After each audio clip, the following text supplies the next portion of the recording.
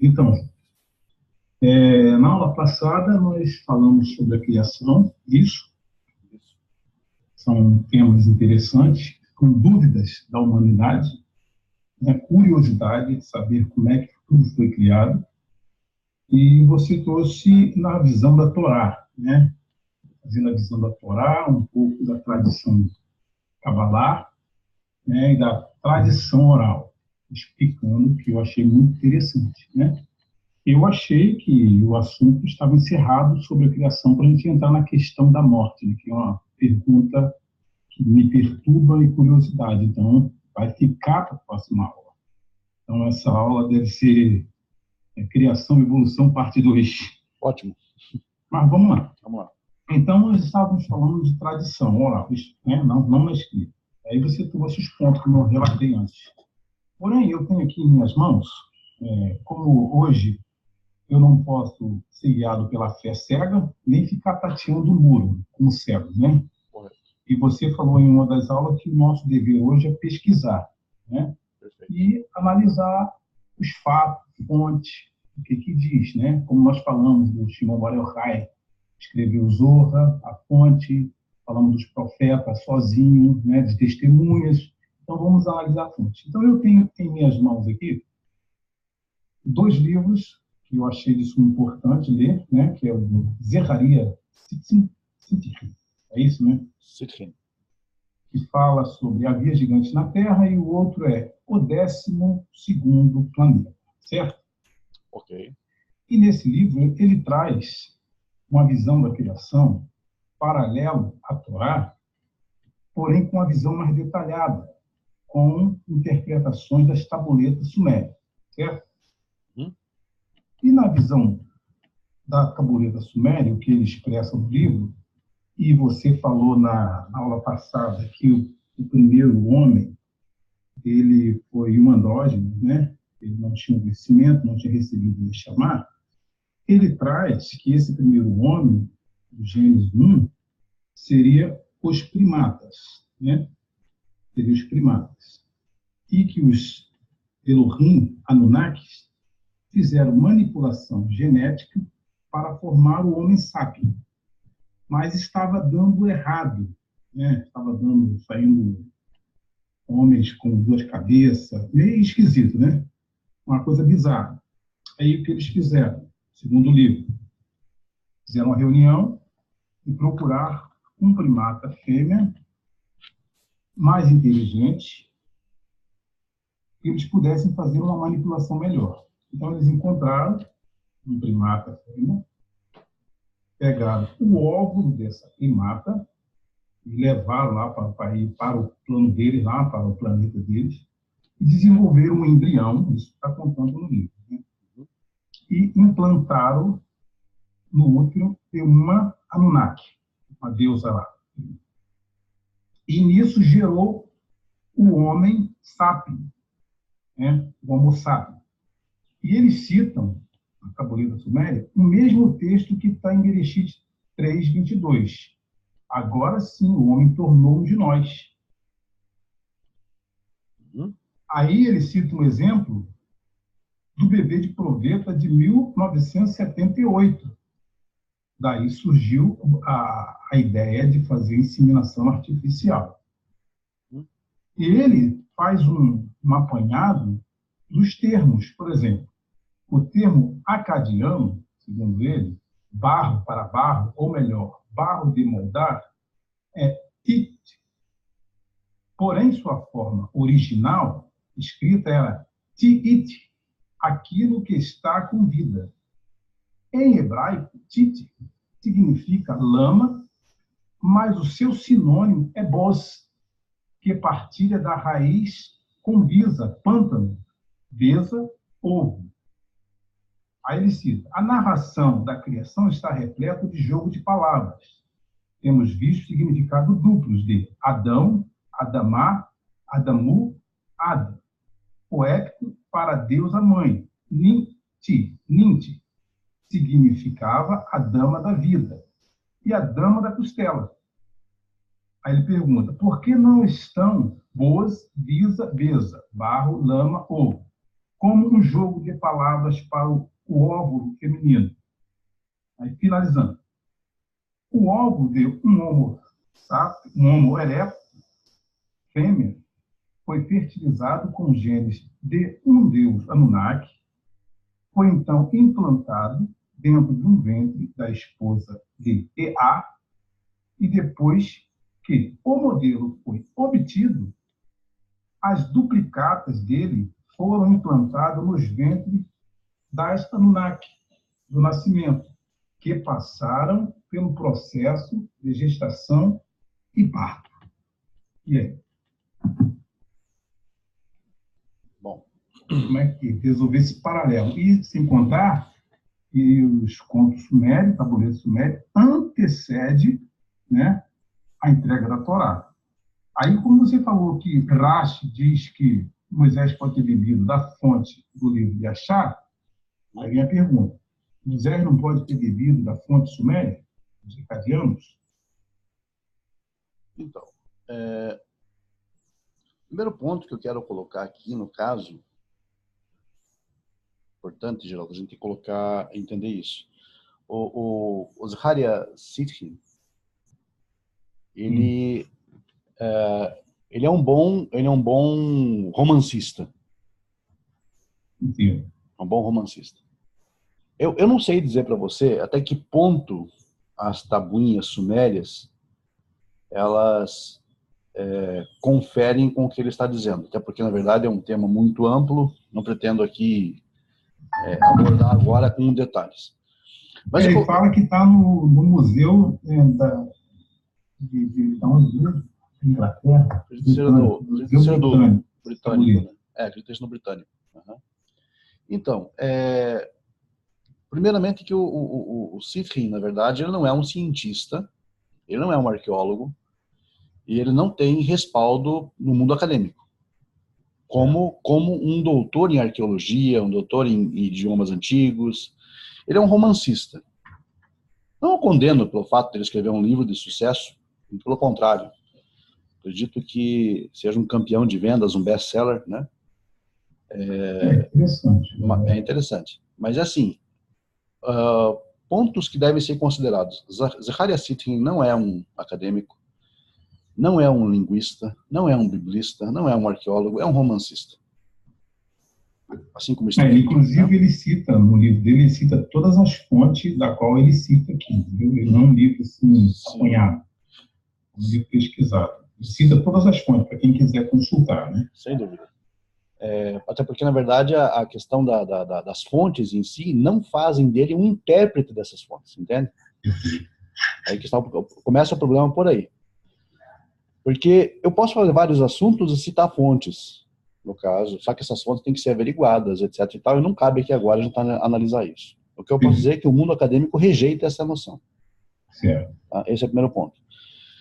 Sendo assim, se o mundo acadêmico, científico, rejeita essa noção, veja, digamos, o mundo acadêmico que estou falando é constituído basicamente de pessoas ateístas e agnósticas. Uhum. Eles poderiam muito bem acatar essa versão, ou essa noção. Mas o que o mundo acadêmico entende acerca disso que o Zecharia Sitchin coloca? O mundo acadêmico entende que isso, na verdade, é outro mito da criação. Na mesma proporção. Mas ele antecede a escrita de Bereshit. Sim. Tecnicamente, sim. E esse livro também detalha sobre até o Noah, do dilúvio, né? Sim. O nome que é Zizurda, nos povos antigos tem um nome como Zizurda, né? O Noah. E já relatava nos povos antigos sobre o dilúvio, mas é outro assunto.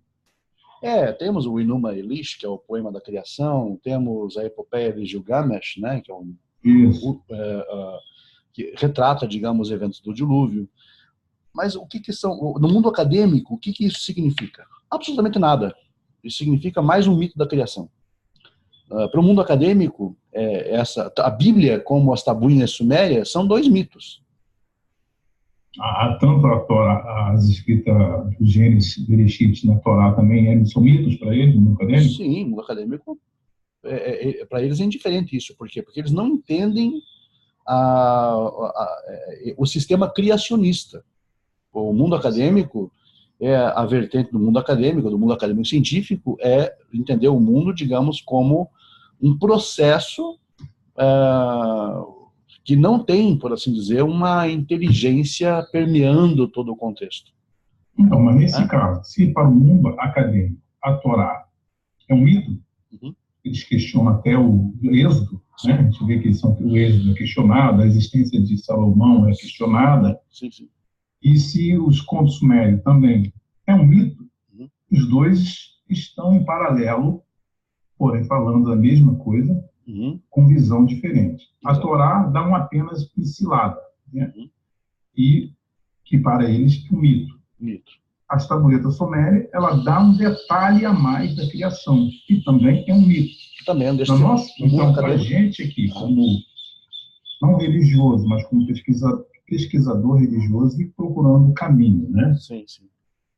Aí você fica, poxa, quem está com a verdade? A Torá, que é um mito para o acadêmico, que ela tem apenas 3.300 e poucos anos, sim. Ou tabuleta suméria, que antecede a Torá. Sim. Quem está detalhando a verdade, quem está com a verdade. Quem bebeu da fonte de quem? Exato.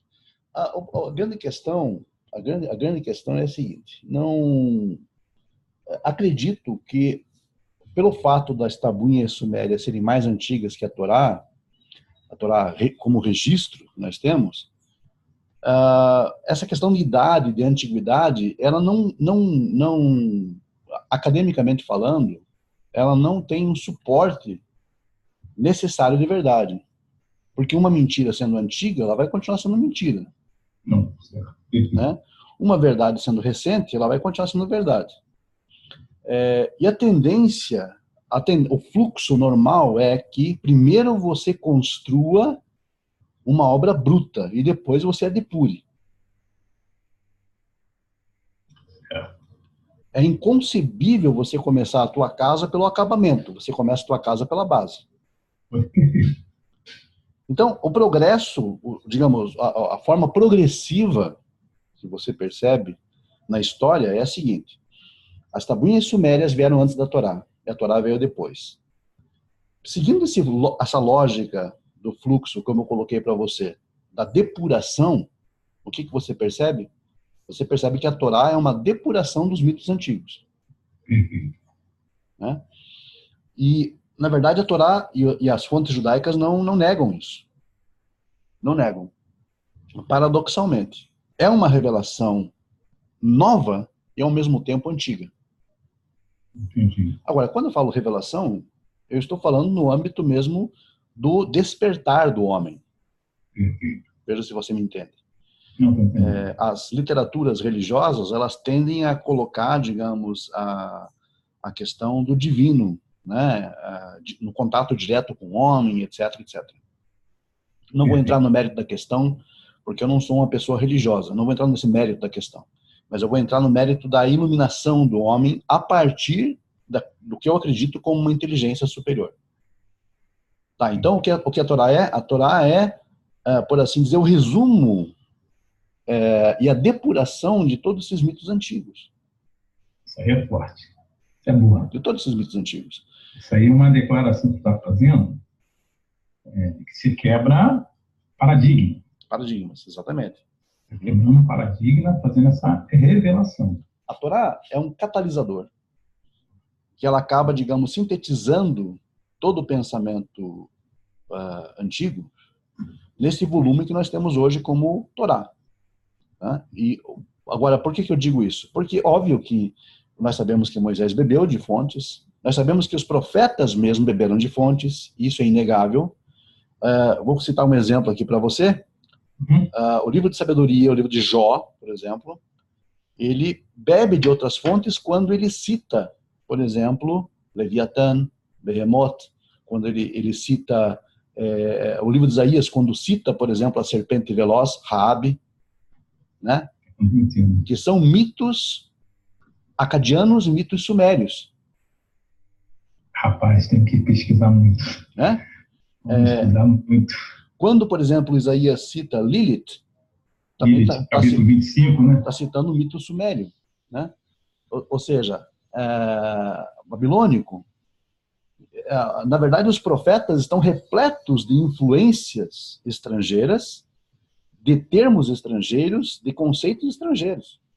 E que, na realidade, né? A gente quebra aqui, nesse momento que a gente está fazendo essa reflexão, o paradigma que tudo, assim, tudo é divino porque está contido no divino, mas que tudo foi assim, uma inspiração divina para o próprio profeta. Foi algo original, né? Assim, desceu, ele foi um profeta, um canal, o Criador revelou para ele. Não, ele bebeu de fontes existentes. Claro. Ou seja, esse mito de alucinações acaba, né?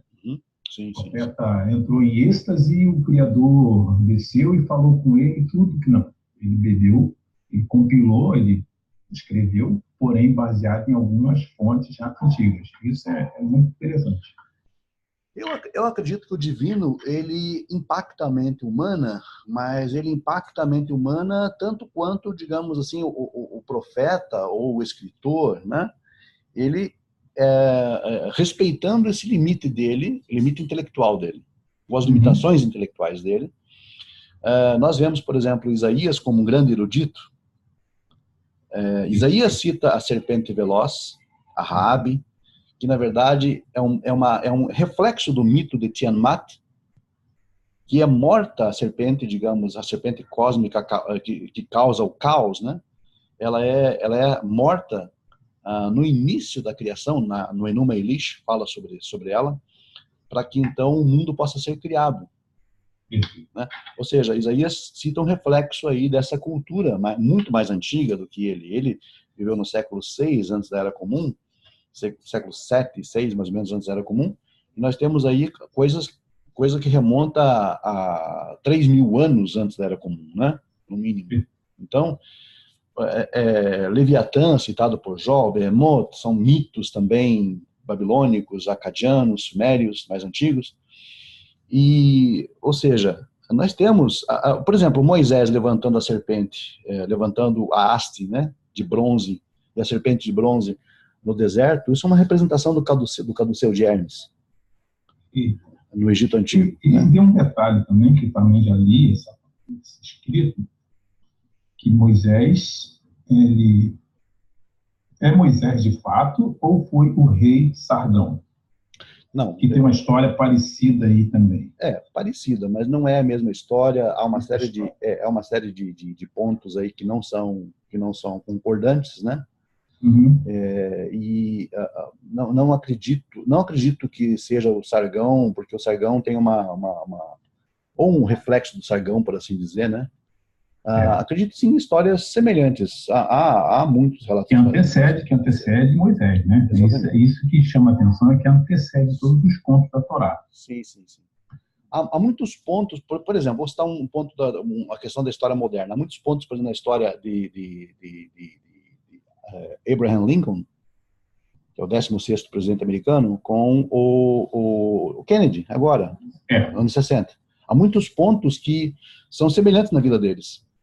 Verdade, eu vi uma postagem que botaram a data de nascimento, o nome, lugar onde foi morto. É isso mesmo que quer dizer? Tem muitas coincidências na história. E não são a mesma pessoa, separados por a mesma pessoa. Mais de um século. Verdade. Então, essas suposições, elas nascem dessa curiosidade humana, normal, né? Mas não são a mesma pessoa, eu não acredito que sejam. Né? Até porque o impacto de Moisés na mente judaica, na mente israelita, foi muito forte para ser simplesmente, digamos, por assim dizer, um mito, né? Uma lenda, ou então espelhado em outra pessoa. Dado-se a questão do tempo e a questão também da distância geográfica, né? Enfim. Mas, ok. Esse um detalhe que eu acho interessante é que as tabuletas sumérias, claro que eu não conheço o acadiano, mas pelo menos ele cita a fonte aqui, ele mostra os textos paralelos de Gênesis, como que está nas tabuletas. Perfeito, perfeito. Passamos o homem, nossa imagem, já estava lá nas tabuletas. Sim. E agora o homem tornou de nós, também já estava na tabuleta. Vou varrer o homem da face da terra, que na versão dele, vou varrer o Ada, ou o homem que eu criei na face da terra devido à transgressão que ele cometeu. Então, todos esses textos de início de Bereshit já estavam contidos nas tabuletas suméria que antecede, muitos anos atrás, a Torá. Então, essa seria a minha... Como para os acadêmicos, a Torá é um mito. Sim. O conto sumério é um mito. Não tem comprovação. Sim. Beleza. Mas para nós, que não estamos falando de acadêmicos, estamos numa visão mais para entender o caminho, é onde eu falei. Quem bebeu da fonte de quem e como você conciliar esses dois, esse paralelo com a Torá. Porque o sumério, ele dá o detalhe da criação. Fala que foi manipulação, e deu errado, e foi fazendo um processo demorado até chegar ao homem. Não conseguiram, fizeram lá o que tinha que fazer, né? Um óvulo de uma primata, um mais inteligente, com um sêmen de um Anunnaki. E surgiu o homem, que ele fala, agora tornou um de nós, capaz de poder fazer o que a gente quer, sim, trabalhar para a gente, fazer tudo isso. Sim. Só que essa questão de manipulação genética, de inseminação, de manipulação genética, eu acredito que isso não esteja nas tabuinhas sumérias. Eu acredito que isso seja uma parte, digamos, de especulação dos Haria Sitchin. Eu tenho quase certeza não, disso. Ele cita outro livro também que conta tudo isso, que é o Atra Hazes, que não é dele. Certo. Não, tudo bem. Mas eu acredito que essa questão de manipulação genética, ela é um tanto quanto fantasiosa. Acredito sim, porque nós temos aí registros registros literários dos Anunnakis, que seriam os filhos dos deuses, que teriam vindo à Terra, que teriam, digamos, ensinado o homem, ou algumas versões dizem que teriam criado o homem, etc. Ok. Mas essa questão de ir para outro planeta e a manipulação genética, depois volta, essas coisas eu acho um tanto quanto assim fora do contexto, né? Isso num rápido exame aqui. Por quê? Porque, na verdade, assim, as tabuinhas de sumérias, elas não descrevem tecnologia. Elas não descrevem tecnologia, porque elas estão no âmbito do divino, do espiritual. Elas estão no âmbito do divino. Elas não estão tratando, digamos, não é um tratado científico de genética, é um tratado científico de biologia. Então, esses detalhes ricos que aparecem nesse relato, acredito que sejam um tanto quanto fantasiosos, especulativos. Não, eu estou entendendo. Mas ele está, um pequeno exemplo, citando a primeira inseminação artificial de 1978. Sim. O homem tem que tirar. É como nós estávamos falando na aula passada. Agora temos essa tecnologia, agora temos esse conhecimento tecnológico, sabemos a bibliografia médica descreve como se procede, como se processa a inseminação. Mas eu digo, esses detalhes que são contados no livro dos Haria, sobre a ida a outro mundo, a manipulação genética, o retorno aqui, aquela coisa. Esses intervalos entre essa história das tabuinhas e o que ele coloca para rechear o romance dele, acredito que isso seja um tanto quanto especulativo. Não, a base da história, eu já conheço relativamente bem, já tenho uma noção mais ou menos do que se trata. Mas esses pontos aí que eu digo de descrição de tecnologia, eu acho especulativo demais. Não estou entendendo. Eu só estou trazendo um ponto sobre a inseminação artificial de 1978. Sim. Porque a gente estava falando na aula passada sobre o andrógeno, né? Sim, mas o andrógeno com uma ressalva, Geraldo. O andrógeno não é no mundo real. Não é no mundo real.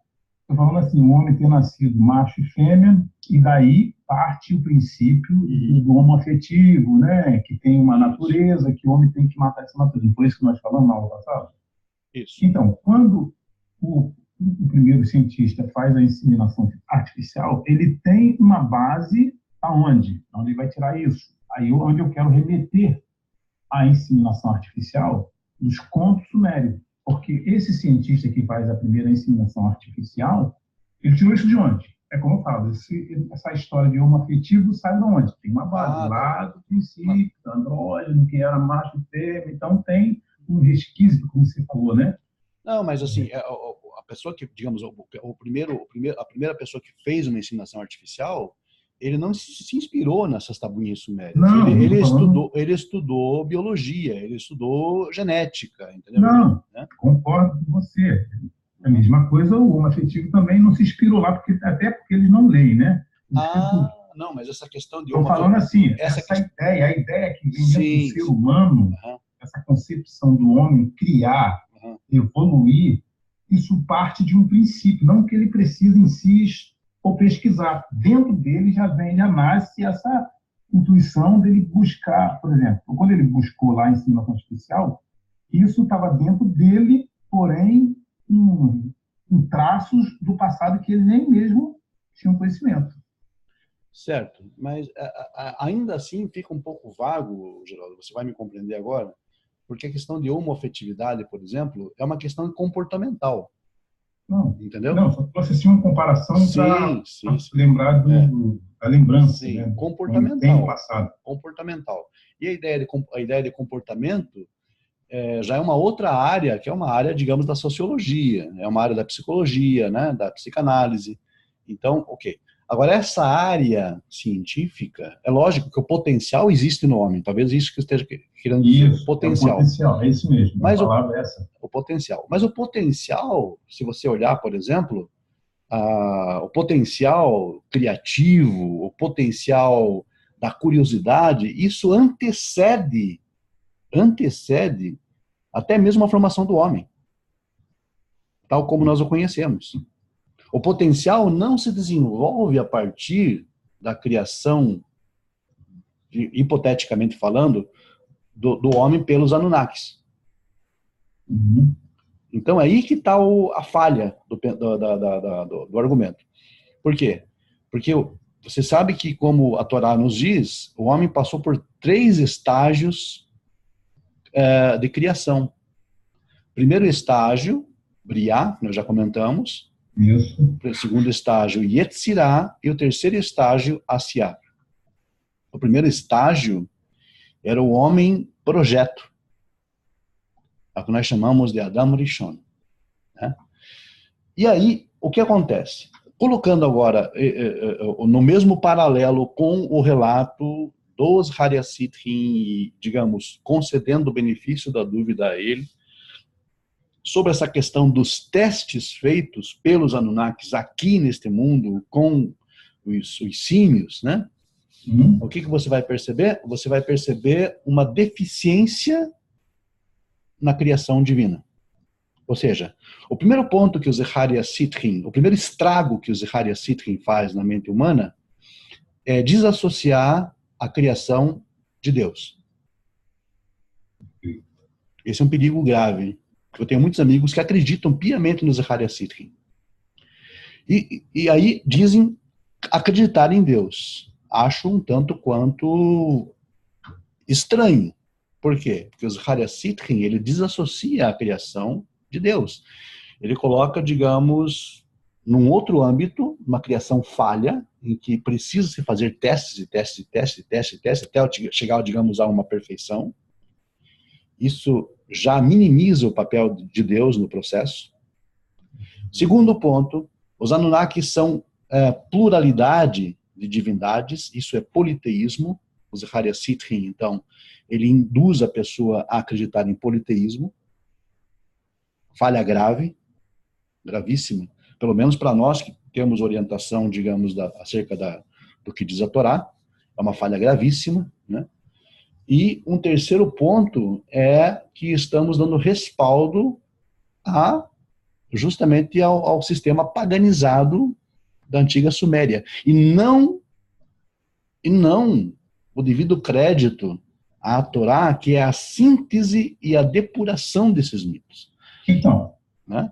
Mas nesse caso, quando você fala que o Zacarias ele induz as pessoas ao politeísmo, para a gente, para mim, por exemplo, para você que é um professor de hebraico, para quem entende um pouco de hebraico e já ouviu aulas, a gente sabe que a palavra Elohim, ela está no plural.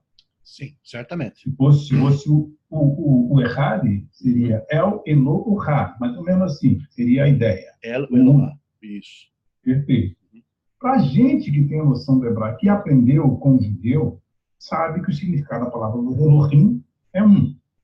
Né? É um sentido que ele emana vários sentidos, poderoso, tal, não quer dizer que é o próprio Criador em si.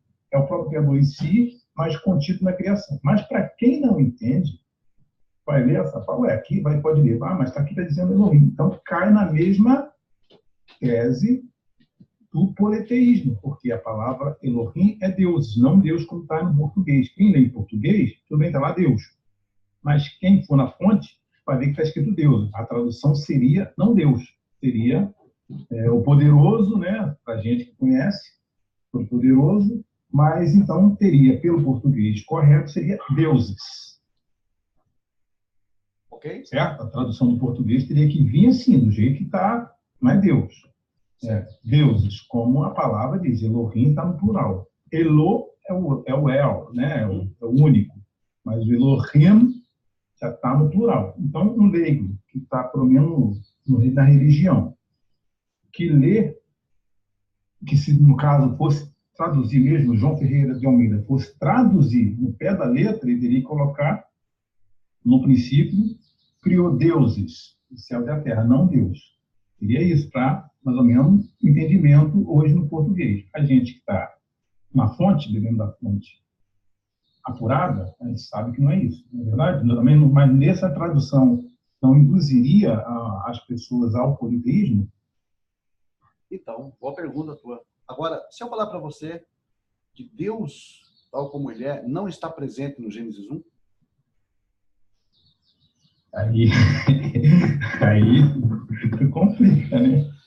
Então, por quê? Mas o tetagrama tá ali no... que a gente sabe que o tetagrama não pode ser pronunciado em si, Certo. né? Mas ele está contido ali na Torá. Tá, ok, então, beleza. Quem é o tetagrama, se não é o Deus Criador? Perfeito. Mas você encontra o tetagrama no capítulo 1? Não, no capítulo 1 não. Vai encontrar acho que no capítulo 2, né? Então temos uma pista aqui, Geraldo. Temos uma pista aqui, então. Né? Agora, o que é Elohim? Elohim é Deus? Não, Elohim não é Deus. Elohim é deuses? Também não. No Gênesis 1, não. Certo. Muito bem. Então, vou fazer uma pequena referência à fonte da palavra Elohim, que ela vem do ugarítico Ul, Aleph, Vav, Lamed, que é a raiz básica. A raiz de Elohim não é El, não. A raiz é Ul. Certo. Tá? E Ul vem do ugarítico, e o ugarítico é uma cultura que existiu na fronteira entre a Síria e a Turquia atual, que é a sede, o centro de todas as línguas e das culturas semitas do Oriente Médio, inclusive a hebraica. Perfeito. Então, em Ugarit, as pessoas entendiam como Ul, não uma divindade, uma força, uma energia natural. Então, para os antigos semitas, de acordo com a etimologia do termo, Elohim significam simplesmente forças naturais. Entendi. Agora, forças naturais que moldam a criação. Agora, para que essas forças possam moldar a criação, elas devem ter um gerador. Porque uma força, ela não existe per se, por conta própria. Ela precisa de que alguém a gere, que algo a gere. Esse algo que gera as forças, nós sabemos ser, digamos, exatamente a pessoa que não está no Gênesis 1. Aparece como, por assim dizer, nos bastidores da cena. Elohim, então, representam as forças naturais criadas por Deus para moldar a criação. Os agentes divinos na criação.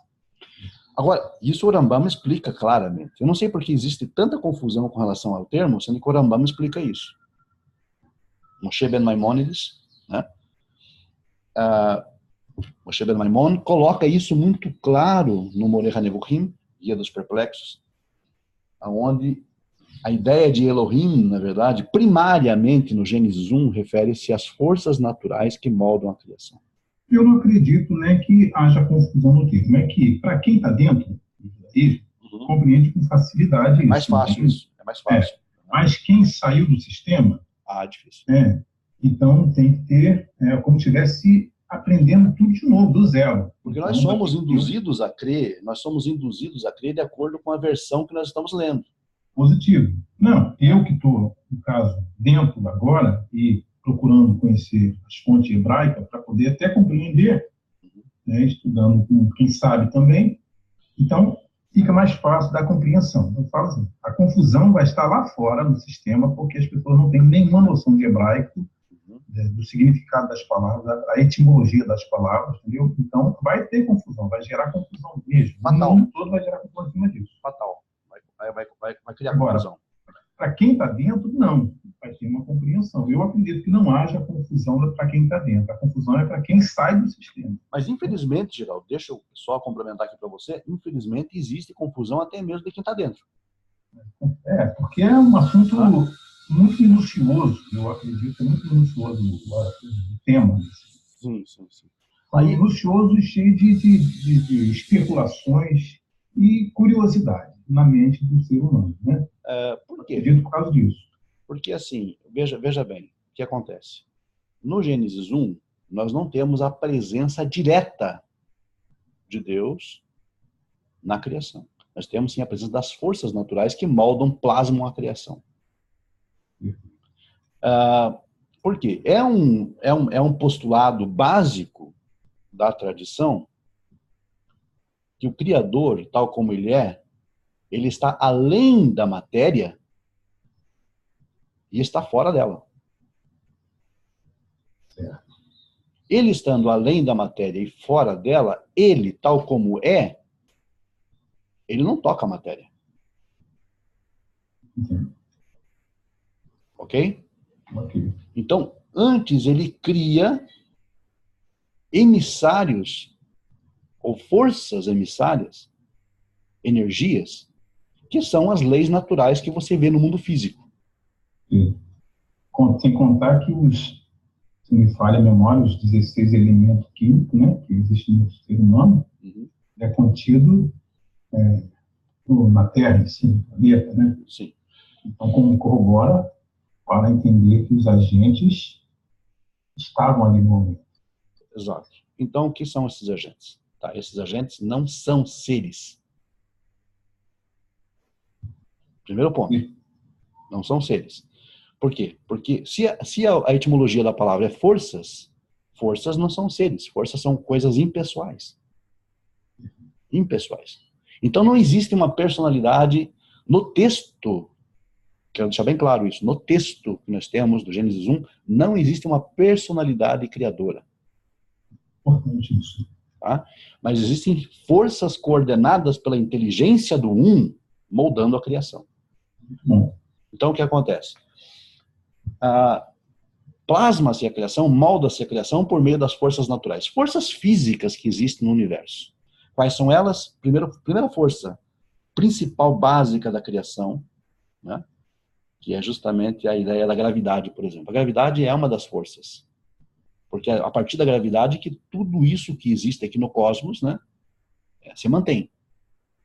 Força gravitacional. A nuclear forte, a nuclear fraca. Existe também o outro ponto importante, que é recém-descoberto até, que é o famoso bóson de Higgs, que é o que mantém a unidade entre os núcleos atômicos. Ou seja, essa atração que existe, que mantém todas as coisas coesas, isso também é Elohim. Se o nosso planeta é o que é, se o nosso universo é o que é, se nós somos matéria constituída e de coesa, é por conta desta força que atrai os núcleos atômicos e forma o que nós somos. Forma as nossas células, que formam os nossos órgãos, que formam o nosso ser. Porque se isso deixasse de existir em algum momento, se essa força deixasse de existir em algum momento, tudo que existe deixaria de existir. Agora, o tempo vai passando. Então, A gente para concluir essa aula. parte, a questão dos Zechariah Sitchin, no caso, voltando a essa temática, ela é perigosa por esse aspecto, porque ele retira de Deus a questão da criação, coloca como se fosse uma criação defeituosa, que precisa ser feito vários testes para dar certo, e num segundo momento coloca a pessoa no âmbito politeísta. Por quê? Porque os filhos, os Anunnakis, na verdade, são filhos de Ea. No caso, e o que acontece? Esses filhos, na verdade, são divindades que os Zechariah Sitchin entende como sendo seres que vieram a este mundo físico e fizeram a criação do homem. Né? Ou seja, eles tocaram a matéria. Que tipo de Deus toca a matéria? Se eu acredito que Deus toca a matéria, eu também vou acreditar que Deus habita no corpo humano. Pode habitar no corpo humano. Entendo. Né? Ou seja, eu estou de alguma forma sendo induzido a esse pensamento. Da forma a um Deus. Da forma a um Deus. E isso Deus infinito, que é Deus infinito. Isso é extremamente perigoso e extremamente nocivo ao monoteísmo. Entendi. Né? É lógico que nós devemos estudar, sim, os mitos antigos e perceber que a Torá é a depuração desses mitos. Ou seja, tudo aquilo que era carga pagã foi retirado na Torá e foi colocado no seu devido caminho, no seu devido contexto. E como é que a gente percebe isso? Justamente a depuração dos termos, como eu falei para você, Elohim não significa Deus nem deuses. Né?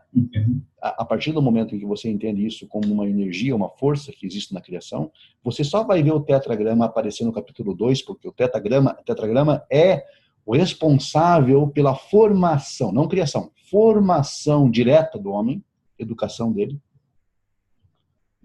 aonde o homem evolui, né? E aí nós vemos a história seguindo em frente.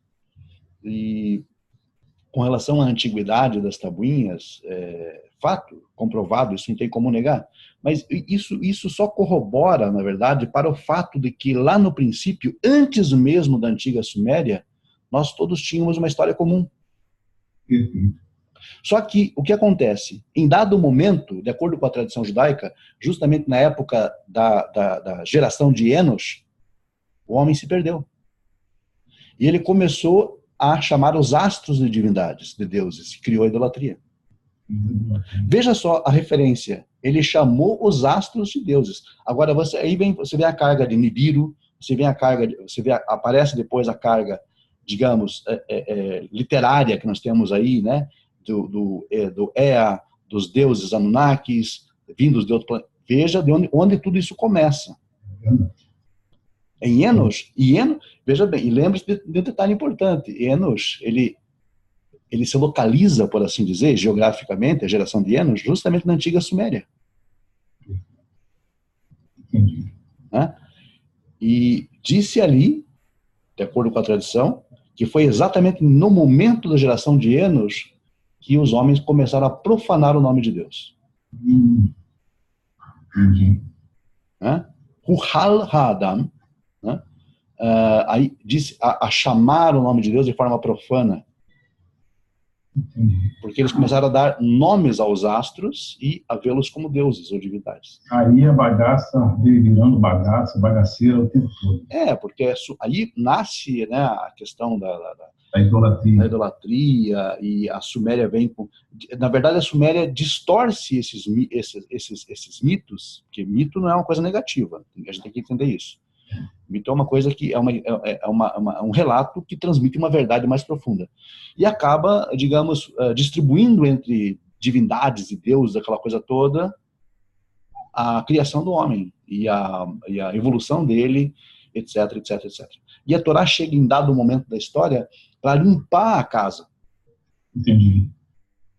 Ou seja, fazer o processo de reversão ao que era antes. Entendi. Né?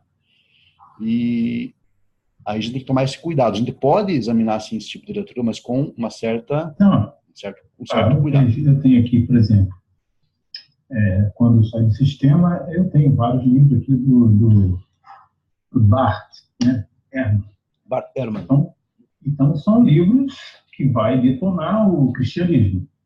Para um cristão, ele também vai ter que tomar muito cuidado na mente se fosse pegar um professor e falar, não, cuidado com esses livros. Eu tenho aqui o Zelota, que vai falar também, tem aqui quem escreveu a Bíblia dele também. Entendeu? Então, para um cristão, também o líder ia falar, ó, não lê esse livro, cuidado com esse livro. Mas no meu caso, no seu caso, já saiu do sistema, viu? A idade é igual aquilo, né? Os rabinos dizem que para estudar Cabala tem que ser uma certa idade. Hoje você não vai fazer, como se posso dizer, não vai se perder, né? Você precisa ter uma maturidade. Então, hoje, se eu fosse ler esse livro tempos atrás, uns 20 anos atrás, eu me perderia totalmente. Mas hoje não. Hoje eu tenho os livros para pesquisa, fazer um paralelo, até porque ele cita texto da Torá, ele não foge, né? Até a própria tradução que ele vai fazer, né? Ele faz a tradução da palavra barro, ele traz barro, ou melhor, moldar, que é tite, né? Porém, sua forma original escrita é tiite, aquilo que está com vida, e em hebraico, tite significa lama, mas o seu sinônimo é boas, que partilha da raiz, pisa, pântano, presa, ovo. Por exemplo, então ele faz um apanhado e conhece o hebraico, ele conhece os textos. Ele não está assim, como se fosse um aventureiro. Tudo bem, pode ter um pouco de aventura. Então, ele cita os textos, né? Sim.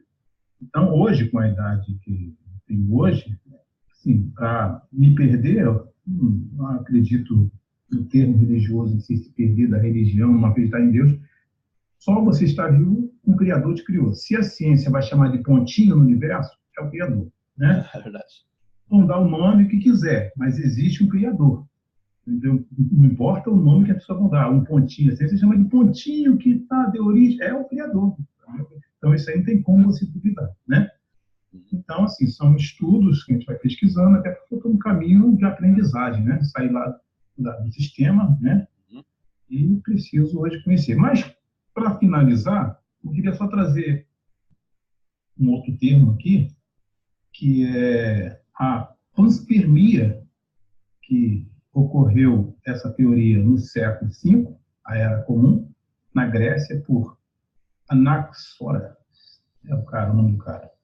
E ela tomou força em 1879, né? Justamente sobre a criação, né? Como poderia ter ocorrido. A fonte que nós temos, a tese, seria da evolução, da biologia que a gente tem hoje aí, pelas águas, né?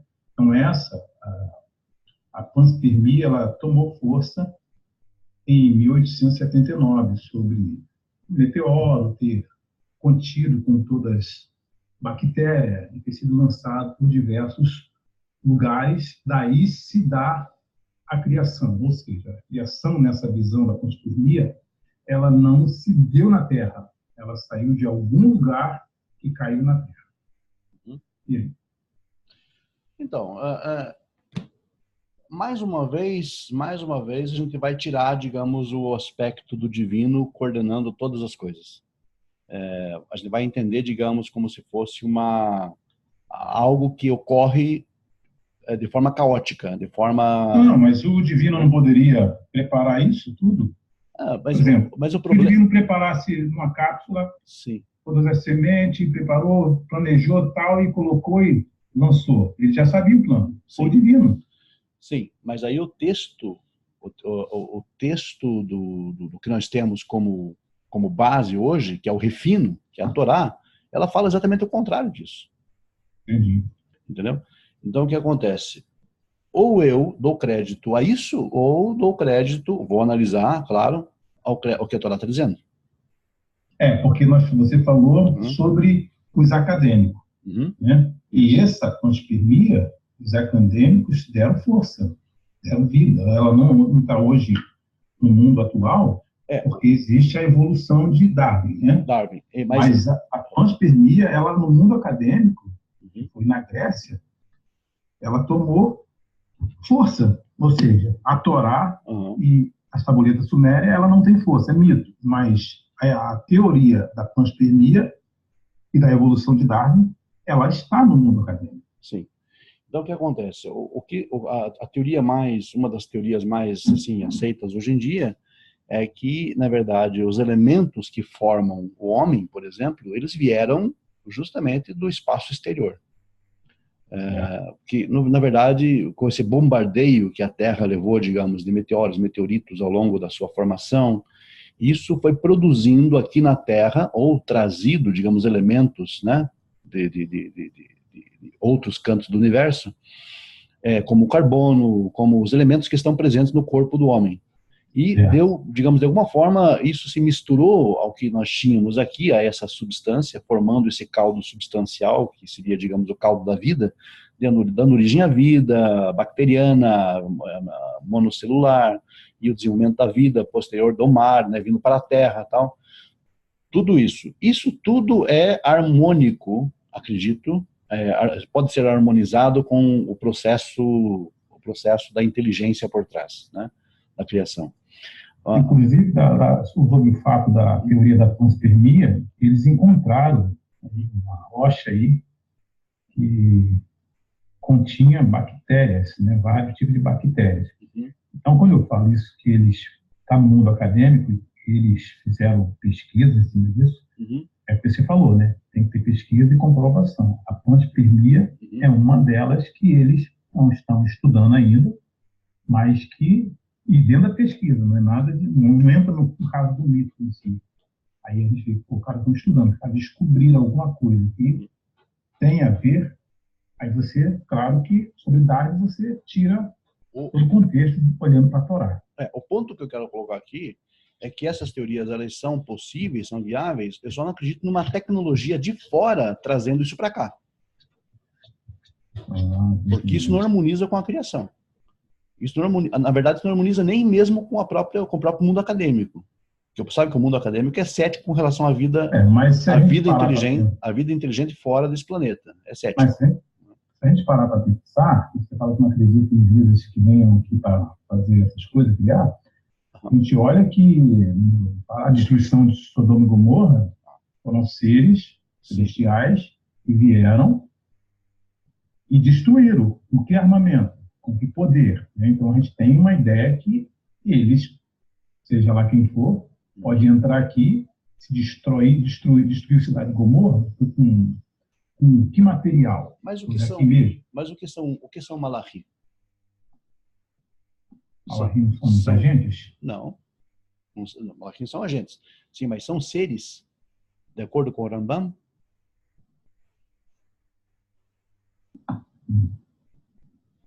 Será que eles são pessoas, têm armamento, coisa parecida?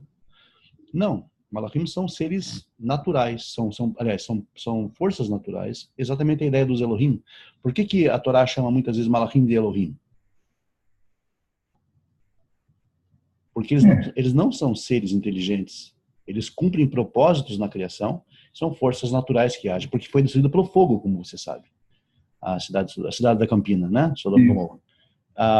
E o fogo, de acordo com o texto, desce do céu, como se fosse um processo natural. Um processo, por exemplo, cataclísmico, imagine, de uma chuva de meteoros, né? Sim, mas eles, sobre a cidade. Quando os homens de Sodoma queriam possuí-los, eles o cegaram, o poder. Você sabe o que o Rambam diz a respeito disso? Não sei. Que isso tudo, na verdade, foi uma antecipação profética de Abraão. Abraão dorme, sonha, vê tudo isso acontecer, como se isso tivesse acontecido, e depois eles saem da cidade por conta própria, Ló, no caso, e a sua esposa, a sua família, e a cidade simplesmente é destruída. Ou seja, não aconteceu? Não, aconteceu. A cidade foi destruída. Mas esses eventos, no caso, o Rambam explica como sendo uma visão do Abraão. O chamado Deló, por exemplo, dele ter ouvido esse chamado e saído da cidade, foi algo da inspiração dele, que ele percebeu que a coisa não estava ficando muito bonita. E Não, ele... quando eu falo no poder dos mensageiros, dos malar, isso. de cegar os homens. Isso. Todo esse relato, todo esse relato, desde o relato... Aliás, o texto do Gênesis 18, ele já começa sendo uma revelação profética. Desde da visita dos 3 mensageiros. Lembra da visita dos 3 mensageiros? Não lembro. Todo esse relato, na verdade, eu não sei se você estudou isso na sinagoga ou não, mas de acordo com o Rambam, tudo isso começa com uma visão profética. Não, eu estou entendendo, mas aconteceu. Não, o relato, a visita, os malachim, não, nada disso aconteceu de fato, factual. Aí a bagaça fica mais estreita. Não, factual não. Aliás, é importante que você entenda que, de acordo com Maimônides, o Moreh HaNevuchim, Guia dos Perplexos, não existe outra inteligência sobre a face da Terra senão o homem. Aí o negócio fica mais estreito, porque você começa a ler texto pensando que é o pé da letra, mas daí é uma visão, é uma alegoria, entendeu? Aí precisa, né? Aí precisa estudar. Aí precisa estudar, aí precisa realmente conhecer o que o texto está dizendo, ter o amparo dos sábios para perceber isso. E veja, o Rambam era um cara muito lógico, era um cara muito racional. E ele não era um cara crédulo. Né? É a mesma coisa do livro que você traduziu, né? Que fala sobre a mula de Balaão, né? Isso, exatamente. Então, você aí tem as coisas ficam mais claras. Você tem o livro lá, quer dizer, aí basta verificar que a construção da Torá não é uma construção simples. Não é uma coisa, mas uma mulinha falando com o homem, e o cara nem se surpreende da mula estar falando com ele. Mas lógico que não se surpreende. Se o cachorro começar a falar comigo agora, eu vou ficar descontado aqui. Não, vou ficar doido, né? Que negócio é esse, né? Não sou aquele filme lá do médico que falava com os animais, né? Sou ele. É, verdade. Então, o que acontece? Isso não faz... É lógico que, de forma superficial, a Torá vai, assim... A gente vai ter abuso de tanta coisa insana que aparece ali. Serpente falando, burro falando, né? A gente vê cenas assim inusitadas, mas esse inusitado ela tem que ser examinado de acordo com o texto hebraico, de acordo com os comentários, com textos paralelos. Tem que quebrar o código. Códigos, símbolos que tem ali dentro. O que significa o jumento? Significa materialidade. Materialidade, o materialismo. Materialidade. Então, aí tem essas chaves. Agora, mas é eu que estou falando aqui? Não, tem textos que comprovam isso. Né? Agora, não dá para falar, digamos, daquilo lá, sem falar disso aqui antes. Não, verdade. Né?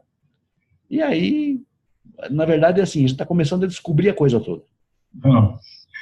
Está cavando poço e está ficando mais fundo. Mas eu fico feliz pela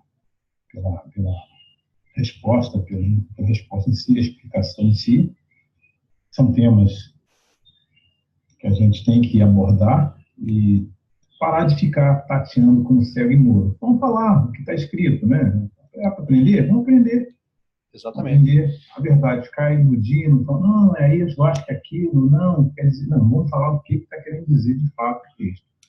E eu acho que eu estou no caminho certo. Eu acredito que sim. E aí a questão dos livros, no caso, eu quero deixar bem claro para você o seguinte, não existe uma ideia de censura, muito pelo contrário, a gente deve estudar sempre, deve ler sempre. Inclusive os livros dos Hari Sitchin, sim, sem nenhum problema. A grande questão é a seguinte, a gente tem que traçar um paralelo, porque entre aquilo que você está lendo e aquilo que uma contraprova, por assim dizer. Não, né? Por isso que eu trouxe a baila para quem conhece os textos hebraicos, conhece a tradição, para explicar, como eu falei, quem bebeu da fonte de quem? Você resumiu, e o Moisés e os próprios profetas beberam de fontes antigas. Ou seja, porém, fizeram uma depuração. Então, isso aí está claro. Mas a gente fica claro para mim que não tem aquela coisa, tem. O divino está em tudo. mas não aconteceu nenhum êxtase do homem ficar elevado e vir um porta-voz. Não, ele buscou fonte. Pode ter acontecido, o Criador, em parte, sim, tem inspirado o homem, eu acredito, porém o homem também, com a sua inteligência e com a autorização do divino, de pesquisar em fontes. Não vejo problema nisso também, não. Acredito que a gente deve realmente estudar as fontes, estudar as partes, digamos, que são interessantes, que estão conectadas com o assunto, com o tema, né? Uhum. E acredito também que as pessoas podem, obviamente, têm a total liberdade, inclusive tem amigos que creem piamente nos Zecharia Sitchin e nas obras dele, nos trabalhos dele, ok? Mas é assim, às vezes eu fico perplexo porque as pessoas, elas compraram a ideia sem verificar o outro lado. Por quê? Veja só o que eu estou falando para você. Esses amigos, 2 deles se tornaram ateístas e passaram a crer, digamos, nessa pseudociência do Sitchin, na verdade é uma pseudociência, e ficaram, digamos assim, à deriva hoje, né? Eu fico perplexo porque, na verdade, assim, o que eu percebo é que eles não investigaram a Torá junto. Entendeu? É complicado se você não tiver, tipo, estudando um professor que entenda o assunto, que possa explicar a fonte e a etimologia da palavra, você com certeza a mente vai pirar. Por exemplo, até você mesmo falou uma vez, não entramos em detalhe, mas podemos entrar no qualquer momento, que você, por pouco, não virou ateu, não é isso? Não, eu até tentei, né? Eu tentei ser ateu. Então, acontece assim, com vários, né? Então, assim, a gente está sujeito, cheio de especulação, cheio de coisa acontecendo no mundo, sim. E não temos resposta. Eu sempre brinco com isso, né? Eu sempre brinco com isso. Eu tentei ser ateu, eu não consegui, porque para ser ateu eu precisava de muita fé. Muita fé. São coisas que acontecem, às vezes não tem resposta, a gente não consegue. Não, para ser ateu, o que eu precisaria ter? Eu precisaria ter muita fé no acaso. No acaso. Então o acaso se tornaria o meu Deus. Né? Uhum. Por quê? Porque o cético, o ateísta, ele acredita no acaso, digamos, nas probabilidades, nas leis da probabilidade, como sendo, digamos, o que direciona, né? Toda a história humana, toda a evolução do cosmos, do mundo, do homem em si, a história humana. Então, tudo isso, na verdade, é o acaso. Então, esse grande acaso se tornaria o meu Deus. Mas a ciência, ela própria desmonta o ateísmo com esse pontinho que eles acham que deu origem a tudo. Esse pontinho é um ser. Na mente deles, é um pontinho para a gente, que é o Criador. E para o ateu é o quê? Esse pontinho vai também duvidar da ciência? Não, o problema do ateu é o seguinte, o grande problema é o seguinte, é que você tem que ter, digamos, você tem que acreditar que existe efeito sem causa. E efeito sem causa, na verdade, vai frontalmente contra um princípio científico. Então, além dele duvidar da própria essência divina, ele duvida da própria pesquisa em si, né? Fala-se de lei de causa e efeito, né? Que acredito que seja uma das bases primárias, né, da ciência, da física até, na verdade. Quer dizer, não existe efeito sem causa. Se nós somos o efeito, se o mundo é o efeito, se o cosmos é o efeito, onde está a causa? E eles acreditam no acaso. Bom, então esse acaso torna-se, de qualquer forma, eventualmente o Deus. Quando você fala que não vê nenhum problema estudar fontes, claro que tem que analisar as fontes, como o livro, o próprio Zecharia, é que também você fica também, por exemplo, quando eu leio, eu trago ele no paralelo com a Torá, é para entendimento. Não que eu estou dando verdade, veracidade do que Zecharia está dizendo. Então, eu quero ver, por exemplo, se existe um livro compilado, que é a Torá, não existe nenhuma em outra nação. Esse livro compilado, apenas fragmentos, tabuletas, beleza, que contam de povos passados. Então, esse livro que deu origem ao mundo do cristianismo, saiu da Torá em si, do judaísmo, a maioria das regiões saiu do judaísmo em si. Então, tem uma base. Sim. Então, quando eu trago o paralelo, não é nem para eu duvidar da Torá em si, é entender, como você falou. Fizeram um apanhado, sim, pesquisas foram feitas, beberam em fontes, sim, porém depuraram. Como você falou de Emos, que ali começou a idolatria, né, que a Torá vem mostrando. Sim. Mas quando você... É bom você ler, no meu ponto de vista, até para você trazer isso para ser discutido, Claro. Debatido para o entendimento, não para confrontar. Não, eu acredito agora no que usar. Não, mas é trazer isso à baila para ser discutido, como você explicou muito bem, a depuração.